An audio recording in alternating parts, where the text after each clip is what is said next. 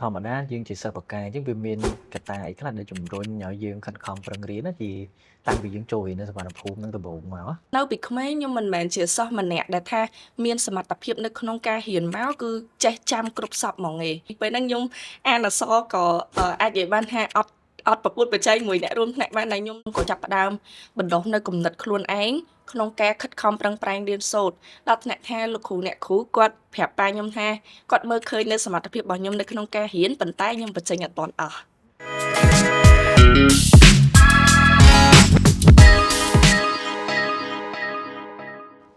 ជំរាបសួរ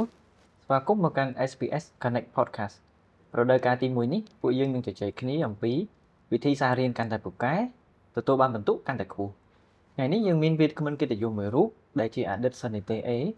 នៅក្នុងការប្រឡងសញ្ញាបត្រមធ្យមសិក្សាទុតិយភូមិក្នុងឆ្នាំសិក្សា2023-2024គាត់ក៏ធ្លាប់ជាសិស្សមួយរូបដែលទទួលបានជ័យលាភីជាសិស្សពូកែរាជធានីភ្នំពេញមកដែរអញ្ចឹងចង់ដឹងថាតើគាត់ជាអ្នកណាយើងទៅជួបជាមួយវាគ្មិនកិត្តិយសរបស់យើងទាំងអស់គ្នាបាទ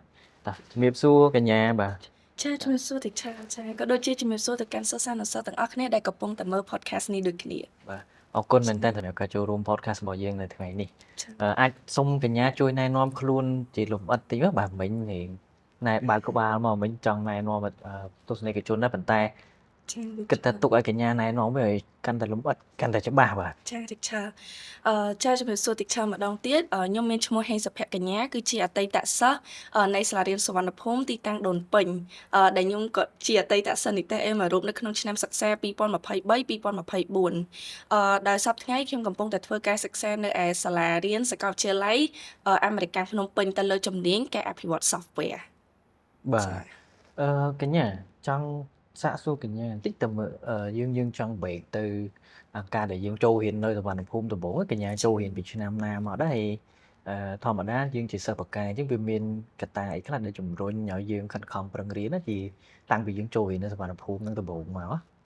ចាតិចឆបើនិយាយអំពីការចូលរៀនដំបូងរបស់ខ្ញុំនៅសាលារៀនសុវណ្ណភូមិខ្ញុំចាំបានថាពេលហ្នឹងគឺខ្ញុំនៅពេលដែលប៉ាខ្ញុំចង់ដាក់ខ្ញុំចូលសាលារៀនដំបូងនៅថ្នាក់ទីមត្តេយ្យឬក៏ថ្នាក់ទី1ពេលហ្នឹងគាត់ព្យាយាមស្វែងរកសាលាផ្សេងៗហើយក៏ពេលហ្នឹងគាត់ជិះកាត់សាលារៀនសុវណ្ណភូមិទីតាំងដូនពេញពេលហ្នឹងខ្ទង់ឆ្នាំ2012ប៉ាខ្ញុំគាត់ក៏សម្រេចចិត្តថាគាត់ចោះឈ្មោះនៅផ្នែកអនាគតលើការសិក្សារបស់ខ្ញុំនៅសាលារៀនសុវណ្ណភូមិតាំងពេលហ្នឹងមក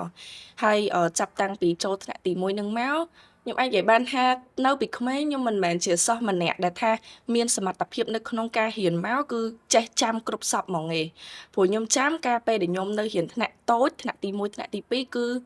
រាល់ពេលដែលមាននៅកម្មវិធីណាត់ជួបអាណាព្យាបាលម្ដងពេលដែលប៉ាខ្ញុំគាត់មកជួបលោកគ្រូអ្នកគ្រូគឺពេលហ្នឹងគឺលោកគ្រូអ្នកគ្រូគាត់តែងតែប្រាប់ពីចំណុចខ្វះខាតរបស់យើងថាយើងអត់ទាន់អាចមានសមត្ថភាពនៅក្នុងកន្លែងនេះឬក៏ចំណុចនេះពេលហ្នឹងខ្ញុំអានអក្សរក៏អាចនិយាយបានថាអត់ប្រកួតប្រជែងមួយអ្នករួមថ្នាក់បានតែខ្ញុំរៀងនៅក្រោមគេច្រើនប៉ុន្តែក្រោយពីបានលោកគ្រូអ្នកគ្រូគាត់ប្រាប់នៅចំណុចខ្វះខាតក៏ដូចជាចំណុចដែលត្រូវអភិវឌ្ឍផ្សេងទៀតតាំងពីថ្នាក់អនុវិទ្យាល័យមកខ្ញុំក៏ចាប់ផ្ដើមបណ្ដុះនៅគំនិតខ្លួនឯងក្នុងការខិតខំប្រឹងប្រែងរៀនសូត្រដល់ថ្នាក់ថាលោកគ្រូអ្នកគ្រូគាត់ប្រាប់ប៉ាខ្ញុំថាគាត់មើលឃើញនៅសមត្ថភាពរបស់ខ្ញុំនៅក្នុងការរៀនប៉ុន្តែខ្ញុំបញ្ចេញអត់ទាន់អស់អូបាទអញ្ចឹងចូលរៀននៅសុវណ្ណភូមិតាំងពីទី1រហូតដល់ចប់ទី12តែម្ដងបាទពេលហ្នឹងនឹកឃើញមកយើងត្រឡប់ទៅមិនតិចមិនទុចថាតាំងពីកញ្ញាចូលរៀនមកមានដែននឹកឃើញថាបានដំបូលមានពីគ្រូឬក៏ពីគណៈគ្រប់គ្រងសាលារូបណាមួយដែលធ្វើឲ្យកញ្ញាស្ដាប់ហើយវាកន្ត្រាក់ចិត្តណាបាទដូចថាយើងស្ដាប់ហើយយើងចាំមកភ្លេចវាជាកត្តាជំរុញចិត្តឲ្យយើងខំប្រឹងរៀនតាំងពីហ្នឹងមកចាតិចគឺខ្ញុំមាននៅដំបូងមានពីលោកគ្រូម្នាក់ដែលខ្ញុំតែងតែចាំនៅដំបូងមានគាត់ហើយគាត់ក៏ជាចំណុចចាប់ផ្ដើមដែលធ្វើឲ្យខ្ញុំអភិវឌ្ឍនៅបណ្ដុះនៅក្នុងការបណ្ដុះគំនិតនៅក្នុងការរៀនឲ្យបានប៉ាកែរៀនឲ្យបានទទួលបានលេខល្អផងដែរគឺនៅថ្នាក់ទី6គឺខ្ញុំពិតជាចាំច្បាស់មែនតើពេលហ្នឹងមានកម្មវិធីណាត់ជួបអាណាព្យាបាលពេលហ្នឹងគាត់បានហៅប៉ារបស់ខ្ញុំមកណាត់ជួបនិយាយពីរឿងការសិក្សារបស់ខ្ញុំនៅក្នុងថ្នាក់គឺលោកគ្រូម្នាក់ហ្នឹងគាត់បានប្រាប់ទៅកាន់ប៉ាខ្ញុំថាគាត់មើលឃើញនៅសមត្ថភាពនៃការរៀនរបស់ខ្ញុំនៅពេលហ្នឹងពេលហ្នឹងក៏ ធ្វើឲ្យខ្ញុំអាចមានអារម្មណ៍មួយថាបើសិនជាខ្ញុំខិតខំប្រឹងប្រែងរៀនសូត្រតាំងពីពេលហ្នឹងឥឡូវទៅខ្ញុំប្រកាសជាអាចអភិវឌ្ឍខ្លួនបន្តទៅមុខថែមទៀតហើយពេលហ្នឹងលោកគ្រូគាត់ប្រាប់ប៉ាខ្ញុំថាបើសិនជាខ្ញុំខិតខំប្រឹងប្រែងអស់ពីសមត្ថភាពខ្ញុំប្រកាសជាអាចទទួលបាននៅលទ្ធផលល្អហើយក៏ដូចជាអាចប្រកួតប្រជែងជាមួយនឹងមិត្តរួមថ្នាក់ផងដែរនៅចាំឈ្មោះគាត់ទេចាគឺខ្ញុំចាំឈ្មោះលោកគ្រូច្បាស់មែនតើគឺលោកគ្រូចេនលំសែន បាទលោកគ្រូ ចា លំសែន ប៉ុន្តែប្រហែលជាឥឡូវគាត់អត់បរៀននៅសាលាទៀតទេ បាទបាទអូខេអរគុណអញ្ចឹងតាំងពីទី6មកកញ្ញាចាប់ផ្ដើមផ្លាស់ប្ដូរបរិបទដែលយើងរៀនតែហ្មងអញ្ចឹងអាចសុំបិទព័ត៌មានបន្ថែមតិចមើលថាតើកញ្ញារៀបតាំងពីស្ដាប់គាត់ហើយមកយើងរៀបចំវិធីសាស្ត្ររៀនយើងយ៉ាងម៉េចណាឧទាហរណ៍ថាយើងចាំថាឥឡូវមេរៀនត្រូវទិញយើងចង់ទិញពេលព្រឹកមេរៀនធ្វើលំហាត់យើងធ្វើពេលយប់ឬក៏កញ្ញាមានវិធីសាស្ត្រអីក្នុងការរៀបយុទ្ធសាស្ត្រទាំងអស់ហ្នឹងឲ្យរៀនទៅវាបានជោគជ័យព្រោះអ្នកខ្លះមិនប្រកាសថាគាត់ធ្វើតាមទៅគាត់រៀនបានទេចា៎អញ្ចឹងអាចថាគាត់មានវិធីផ្សេងគ្នាទៅតាមចំណូលចិត្តរបស់បុគ្គលណាម្នាក់អញ្ចឹងណាឬក៏សិស្សណាម្នាក់អញ្ចឹងទៅអញ្ចឹងអាចសុំពីកញ្ញាមកវិញមើលបាទចាលោកគ្រូសម្រាប់ខ្ញុំវិញបន្ទាប់ពីទទួលបាននៅដំបូន្មានរបស់លោកគ្រូម្នាក់ដែលខ្ញុំពិតជាអរគុណទៅគាត់ខ្លាំងមែនតើដែលគាត់គឺជាចំណុចចាប់ផ្ដើមមួយដែលផ្ដល់ដំបូន្មានខ្ញុំលើកទឹកចិត្តឲ្យខ្ញុំខិតខំប្រឹងប្រែងរៀនតាំងពីថ្នាក់អនុវិទ្យាល័យនឹងមកអញ្ចឹងនៅពេលដែលខ្ញុំបានស្ដាប់ដំបូន្មានពីលោកគ្រូហើយចូលមកដល់ថ្នាក់អនុវិទ្យាល័យចាប់ផ្ដើមពីថ្នាក់ទី7ពេលហ្នឹងខ្ញុំអាចនិយាយបានថាខ្ញុំកើតមាននៅទឹកចិត្តនៅក្នុងការខំរៀននេះអញ្ចឹងខ្ញុំចាប់ផ្ដើមដាក់គោលដៅខ្លួនឯងគឺខ្ញុំយកនៅមេរៀនទាំងឡាយហ្នឹងឲ្យតែពេលរាល់ពេលគ្រូបរៀនគឺខ្ញុំតែងតែយកមកអនុវត្តយកមកវឹកហាត់រហូតប៉ុន្តែលទ្ធផលដែលខ្ញុំទទួលបានពេលហ្នឹងมันអាចឃើញភ្លាមបាននេះអាចនិយាយបានថាពេលហ្នឹងខ្ញុំលើកមុខវិជ្ជាមួយយកមកនិយាយគឺមុខវិជ្ជាគណិតវិទ្យាគឺខ្ញុំខំប្រឹងរៀនទៅលើមុខវិជ្ជាហ្នឹងមែនតើខ្ញុំដាក់គោលដៅខ្លួនឯងខ្ញុំខំទៅមើល YouTube ផងខ្ញុំខំសួរលោកគ្រូអ្នកគ្រូផងរាល់ពេលចំណុចដែលខ្ញុំស្ដាប់ពីលោកគ្រូអ្នកគ្រូដែលខ្ញុំយកចិត្តទុកដាក់ស្ដាប់នៅក្នុងពេលរៀនខ្ញុំអត់ចេះអត់ចាំហ្នឹងគឺខ្ញុំតែងតែទៅសួរគាត់អីប៉ុន្តែពេលប្រឡងចេញមកគឺបន្ទុកអត់បានដូចអីដែលខ្ញុំរំពឹងទុកភ្លាមទេគឺពេលហ្នឹងអាចនិយាយបានថាបន្ទុក100ខ្ញុំបានត្រឹមតែ60ទេអញ្ចឹងពេលហ្នឹងខ្ញុំក៏រៀងមានការធ្លាក់ទឹកចិត្តតិចតួចដែរប៉ុន្តែខ្ញុំនៅតែអត់បោះបង់ហើយនៅតែប្រាប់ខ្លួនឯងថាឥឡូវហ្នឹងខ្ញុំអត់ទាន់បច្ចេកសមត្ថភាពអស់អញ្ចឹងទៅខ្ញុំត្រូវតែខំថែមទៀតរកកលឹះផ្សេងទៀតកត់ត្រាពីលោកគ្រូអ្នកគ្រូពេលគាត់បរៀនហ្នឹងយកមកអនុវត្តយូរទៅក៏ចាប់ផ្ដើមពីថ្នាក់ទី8ទី9ទី10មកការខិតខំប្រឹងប្រែងរៀនសូត្ររបស់ខ្ញុំហ្នឹងក៏ឃើញផលមែនតើហើយក៏ឃើញថាខ្ញុំអភិវឌ្ឍទៅលើការសិក្សាហ្នឹងទទួលបានលទ្ធផលល្អជាងមុនចា៎អាចសុំទម្លាប់នៃការរៀនបន្ថែមបន្តិចបានឧទាហរណ៍ដូចកញ្ញាមានមិនហ្នឹងចាប់ពីទទួលបានដំបូន្មានពីគ្រូមកហើយចាប់ផ្ដើមយកមកអនុវត្តបានច្រើនហើយចុះឥឡូវឧទាហរណ៍ដូចអ្នកខ្លះគាត់អត់ប្រកែកទិញមេរៀនទេហើយទៅប្រឡងគាត់ត្រូវប្រឡងមុខវិជ្ជាដែលតម្រូវឲ្យទិញមេរៀនចោលទៀតដូចប្រវត្តិវិទ្យាអញ្ចឹងកញ្ញាមានជាវិធីសាស្ត្រណាដើម្បីធ្វើម៉េចយើងទិញមេរៀនឲ្យចាំទីហោដូចឆ្នាំនៃព្រឹត្តិការណ៍អញ្ចឹងណាចាលោកគ្រូបើទៅលើចំណុចហ្នឹងខ្ញុំក៏អាចនិយាយបានថាខ្ញុំមាននៅកលឹះមួយចំនួនដែលខ្ញុំធ្វើមិនឲ្យខ្លួនឯងហ្នឹងអាចរៀនទៅលើមុខវិជ្ជាហ្នឹងឆាប់ចេះឆាប់ចាំដូចជាលោកគ្រូលើកឡើងគឺមុខវិជ្ជាប្រវត្តិវិទ្យាតាមពិតទៅបើនិយាយបកទៅក្រោយបន្តិចតាំងពីក្មេងមកម៉ាក់ខ្ញុំគាត់នៅផ្ទះចឹងណាគាត់តែងតែឲ្យខ្ញុំហ្នឹងសូត្រកំណាព្យឬក៏រៀនពីព្រឹត្តិការណ៍ផ្សេងនិយាយទៅគឺខ្ញុំជាមនុស្សម្នាក់ដែរមាននៅចំណងចំណូលចិត្តនៅក្នុងការយល់ដឹងអំពីប្រវត្តិសាស្ត្រដែរដល់ពេលចឹងទៅឲ្យតែពេលទៅលើមុខវិជ្ជាអញ្ចឹងគឺខ្ញុំតែងតែចង់ដឹងចង់ឮចង់ដឹងថាពេលសម័យហ្នឹងមានរឿងអីកើតឡើងមានព្រឹត្តិការណ៍អីគេខ្លះចឹងដល់ពេល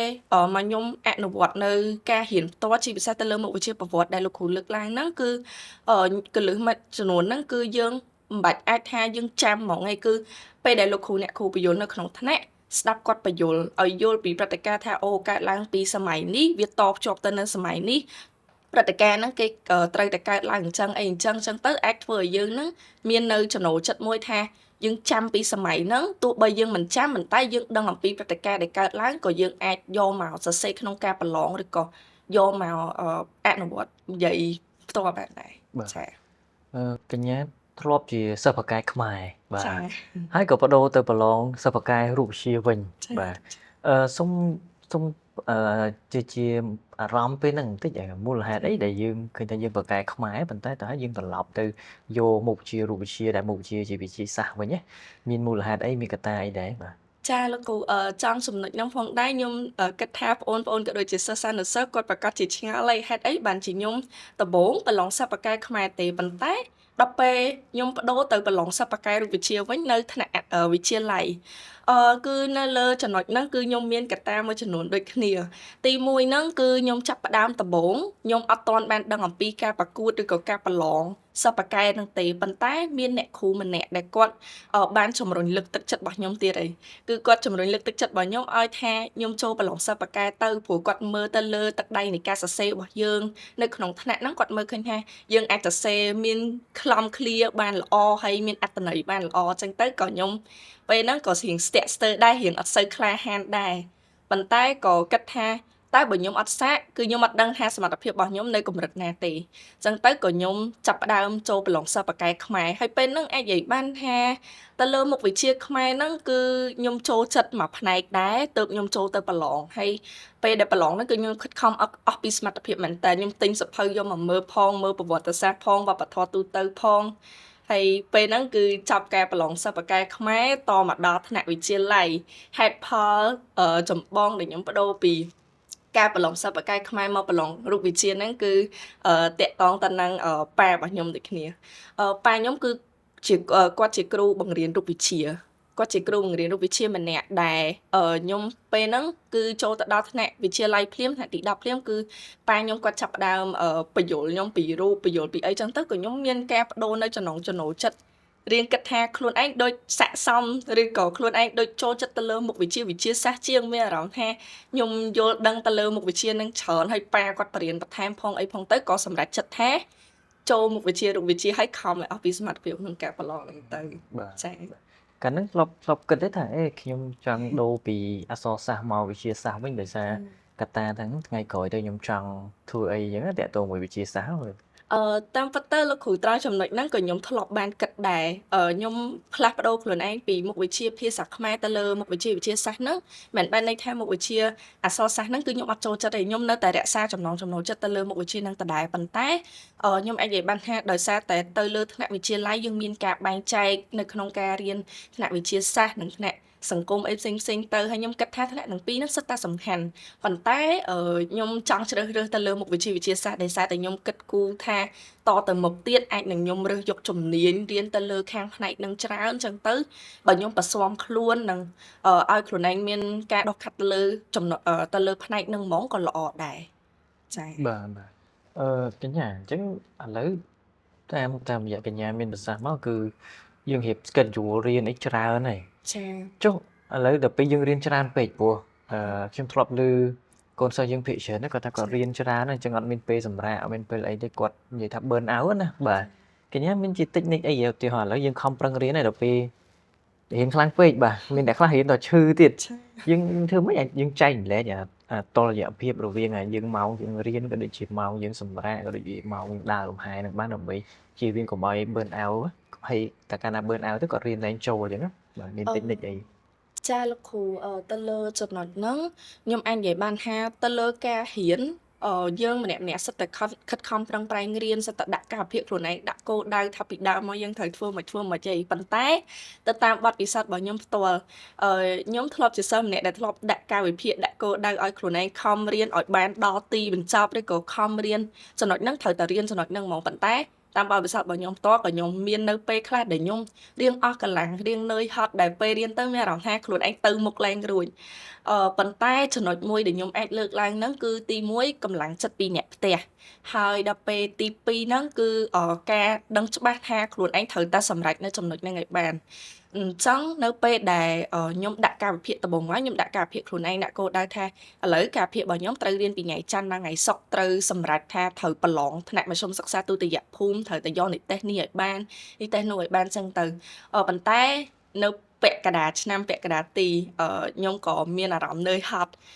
មានអីចឹងដែរប៉ុន្តែដោយសារតែមានប៉ាម៉ាក់លើកទឹកចិត្តហើយខ្ញុំយល់ឃើញថាឥឡូវហ្នឹងគឺជាឆ្នាំដែលខ្ញុំត្រូវតែប្រឡងត្រូវតែអីចឹងទៅខ្ញុំដឹងគោលដៅខ្ញុំច្បាស់នៅពេលដែលខ្ញុំដឹងគោលដៅខ្ញុំច្បាស់គឺអារម្មណ៍នឿយហត់ហ្នឹងវាផាត់ទៅដោយឡែកហ្មងគឺខ្ញុំ ប្រឹងប្រែងស្វាស្វែងទៅលើការហ៊ានបន្ថែមទៀតមួយវិញទៀតតកតងទៅលើចំណុចហ្នឹងផងដែរលោកគ្រូគឺបើសិនជានៅពេលនឿយហត់គឺយើងអាចសម្រាកបានយើងមិនថាយើងសម្រុករៀនហ្នឹងគឺយើងរៀនទៅរੂរហូតមួយអាទិត្យពីមួយអាទិត្យទៅមួយអាទិត្យពេញហើយយើងអាចយកពេលថ្ងៃសៅរ៍ឬក៏ថ្ងៃអាទិត្យអាចថាថ្ងៃអាទិត្យចុះពេលល្ងាចដើរលំហែកាយដើរហាត់ប្រាណដើម្បីឲ្យខួរក្បាលយើងស្រឡះទើបយើងអាចស្រូបយកចំណេះបន្ថែមទៀតបានសូម្បីតែមកដល់ថ្នាក់សាកលវិទ្យាល័យក៏ខ្ញុំនៅតែអនុវត្តវិធីហ្នឹងដូចគ្នាដែរលោកគ្រូចា៎របស់ក្បាយមែនតើអញ្ចឹងសង្ឃឹមថាបងប្អូនដែលគាត់បានកំពុងតែរៀនបច្ចុប្បន្នហ្នឹងគាត់ខំប្រឹងប្រែងអាចយកតិចនិចនេះទៅអនុវត្តបានមួយចំនួនធំដើម្បីកុំឲ្យគាត់មើលអាវតន់បាទចា៎ហើយចង់សាកសួរកញ្ញាបន្តិចដែរតែយើងបាក់ឌុបយើងចិត្តមកដល់ហើយសម្រាប់ឆ្នាំសិក្សានេះបាទឆ្នាំ2026នេះសម្រាប់កញ្ញាកាលពីកញ្ញានៅរៀនណាតែកំឡុងពេលប្រហែលជា2ខែជាងនេះយើងគួរធ្វើអីសម្រាប់កូនសិស្សដើម្បីត្រៀមខ្លួនក្នុងការប្រឡងសញ្ញាបត្ររបស់យើងហ្នឹងសញ្ញាបត្របាក់ឌុបហ្នឹងធ្វើម៉េចឲ្យបាននិទេសល្អព្រោះដូចកញ្ញាធ្លាប់បាន A មកអញ្ចឹងមានជាការត្រៀមខ្លួនបែបណាសម្រាប់សិស្សប្អូនដែរចាលោកគ្រូជាសារចែកម្លែកក៏ដូចជាតកតងជាមួយនឹងបទពិសោធន៍របស់ខ្ញុំផ្ទាល់ខ្ញុំចង់ចែកម្លែកទៅកាន់សិស្សប្អូនថាដោយសារតែការប្រឡងចិត្តឈានចូលមកដល់ហើយសល់រយៈពេលតែ2ខែទៀតនៅក្នុងឆ្នាំហ្នឹងចា2ខែទៀតគឺដល់ការប្រឡងបាក់ឌុបហើយការប្រឡងបាក់ឌុបយើងប្រកាសជាមានអារម្មណ៍មួយគឺជាការប្រឡងមួយដែលបញ្ចប់នៅថ្នាក់វិទ្យាល័យរបស់យើងហ្មងហើយយើងតកម្រិតសិក្សាតទៅមុខទៀតអញ្ចឹងសម្រាប់ការប្រឡងហ្នឹងរយៈពេល2ខែហ្នឹងសម្រាប់ខ្ញុំផ្ទាល់ខ្ញុំអាចប្រាប់ទៅកាន់សិស្សប្អូនថារយៈពេលមួយឆ្នាំពេញតាំងពីដើមឆ្នាំពាក់កណ្ដាលឆ្នាំមកយើងបាន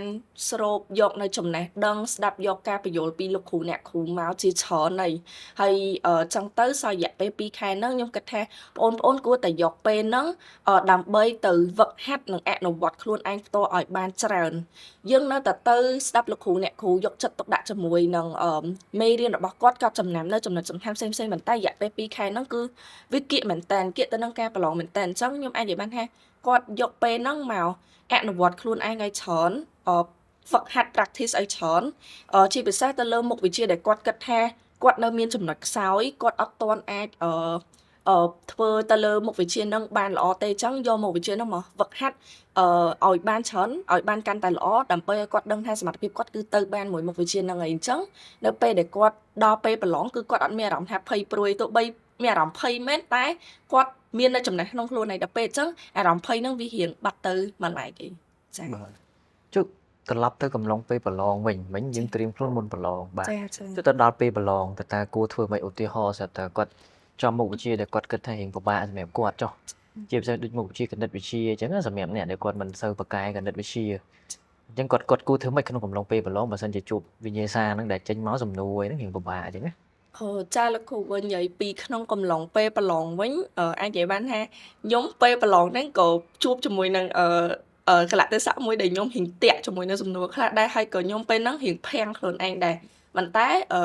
ពេលដែលការពេលប្រឡងហ្នឹងគឺបទពិសោធន៍របស់ខ្ញុំផ្ទាល់គឺពេលប្រឡងហ្នឹងពេលដែលយើងជួបសំណួរដែលយើងមានអារម្មណ៍ថាយើងតាក់ឬក៏យើងភាំងយើងកុំនៅឈប់ត្រឹមហ្នឹងយើងកុំនៅគិតថាខ្លួនឯងធ្វើចំណុចហ្នឹងអត់រួចនៅតែគាំងត្រឹមហ្នឹងទុកសំណួរហ្នឹងមកឡែកសិនទៅធ្វើនៅសំណួរផ្សេងៗដែលយើងចេះដែលយើងអាចថាយើងធ្វើទៅបានហើយនៅពេលដែលយើងធ្វើឲ្យអស់គឺយើងទុកពេលឲ្យច្រើនដើម្បីទៅធ្វើសំណួរដែលយើងមានអារម្មណ៍ថាយើងអត់ចេះសំណួរហ្នឹងឬក៏យើងភាំងឬក៏យើងភ្លេចឡើងចំណុចហ្នឹងបើលើកឧទាហរណ៍ទៅខ្ញុំធ្លាប់ការពេលប្រឡងគណិតវិទ្យាពេលប្រឡងគណិតវិទ្យាហ្នឹងមានលំហាត់មួយដែលលំហាត់ហ្នឹងអាចថានៅក្នុងរ៉ូម៉ាំងទី5ឬក៏ទី6ខ្ញុំរៀងតាក់ថងលំហាត់ហ្នឹងពេលដែលខ្ញុំធ្វើសុកទៅក៏វាភាំងភ្លេចនៅរបៀបធ្វើភ្លេចនៅមេរៀនកន្លែងហ្នឹងប៉ុន្តែពេលហ្នឹងខ្ញុំព្យាយាមតាំងស្មារតីខ្លួនឯងថាកុំភ័យឬក៏កុំស្លន់ព្រោះថាបើសិនជាយើងភ័យឬក៏យើងស្លន់យើងគិតទៅលើកន្លែងហ្នឹងអត់ចេញទេអញ្ចឹងតាំងស្មារតីខ្លួនឯងទុកមួយឡែកសិនហើយយើងទៅធ្វើអាផ្សេងទៀតចាំពេលយើងធ្វើហើយយើងបកមកធ្វើវិញក៏យើងអាចនិយាយបានថាការគិតរបស់យើងនឹងនៅលើតែលំហាត់ហ្នឹងអញ្ចឹងយើងធ្វើទៅអត់មានចំណុចខ្វះខាតទេទោះបីខុសតិចតួចក៏អត់អីដែរចា៎បាទមកអរគុណច្រើនមែនតើកញ្ញាសូមសួរបន្តិចចុះឥឡូវយើងកញ្ញាកំពុងតែរៀនឆ្នាំទី2ហើយឆ្នាំទី2បាទ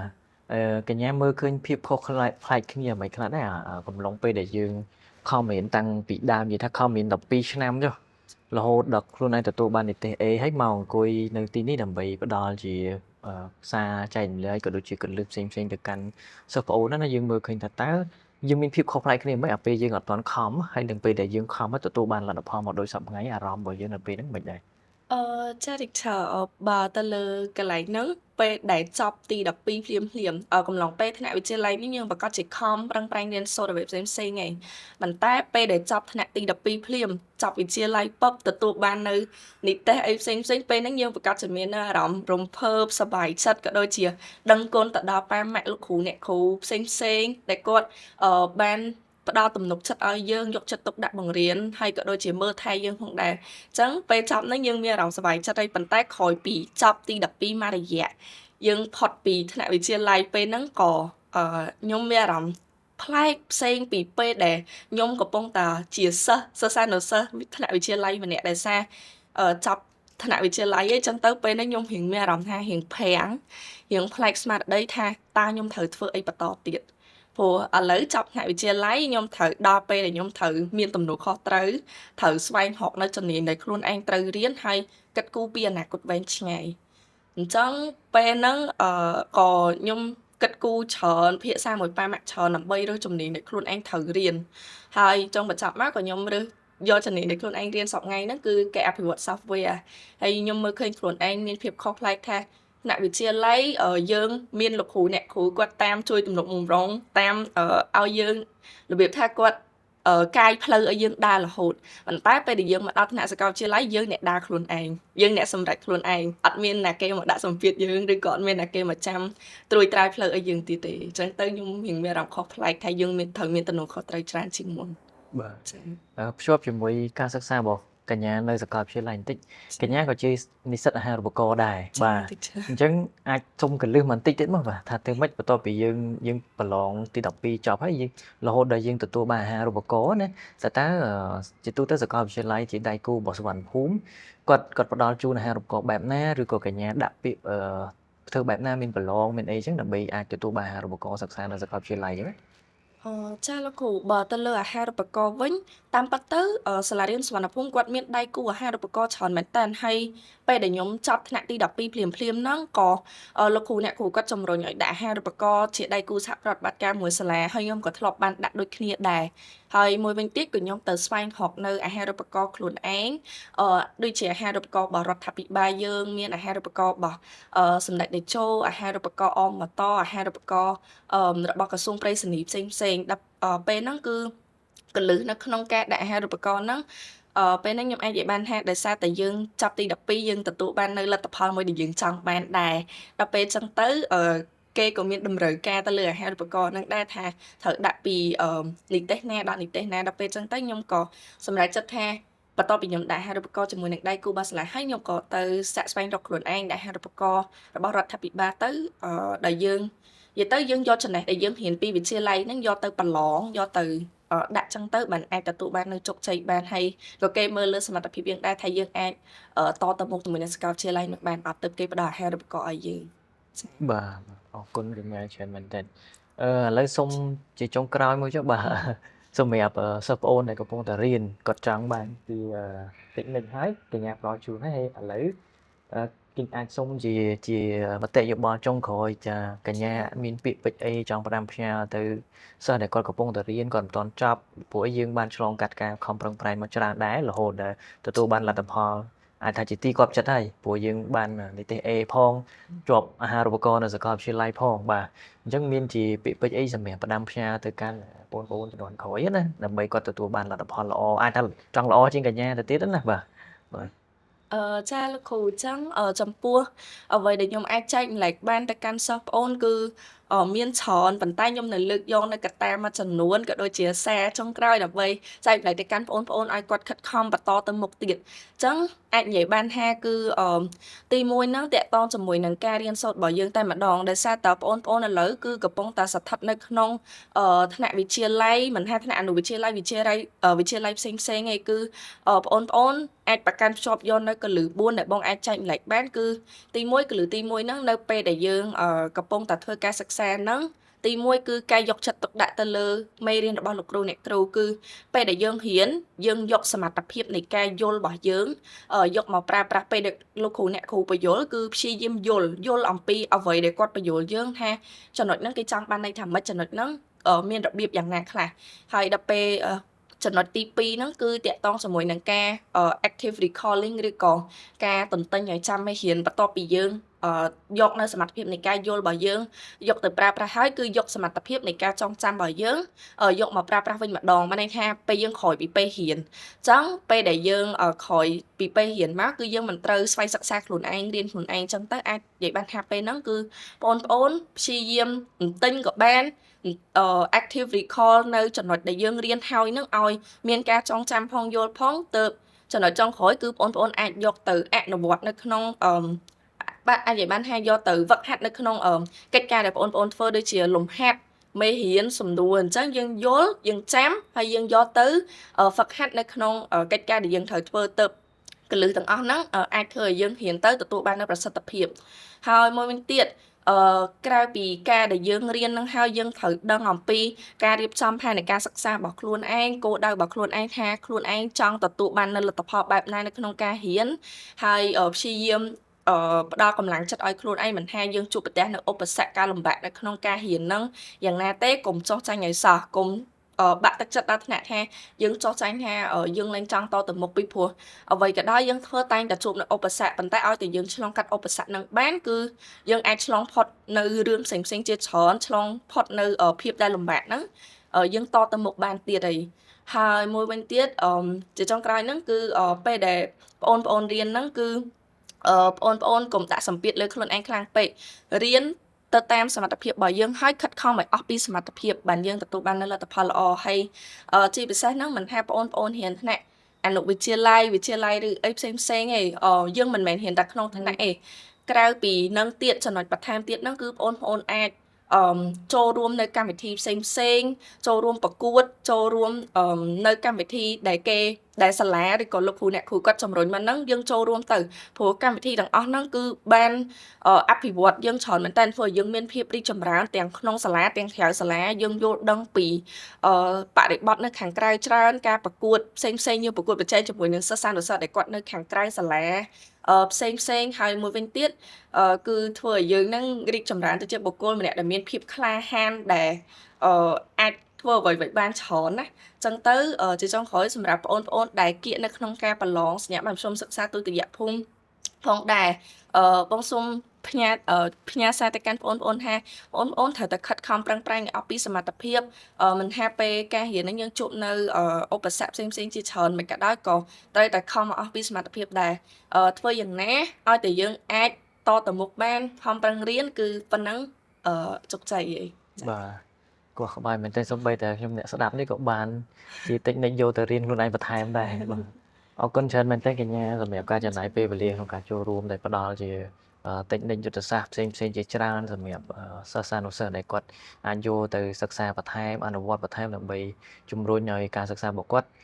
អាចទទួលបានផលល្អនិទេសកាន់តែល្អជាងនេះទៀតបាទហើយក៏សូមអរគុណដល់ទស្សនិកជនមែនទែនសម្រាប់ចូលតាមការតាមដាន podcast របស់យើងនៅក្នុងភាគទី1នេះអញ្ចឹងខ្ញុំបាទឧត្តមជំរួមជាមួយនឹងកញ្ញាសូមអរគុណសូមជម្រាបលា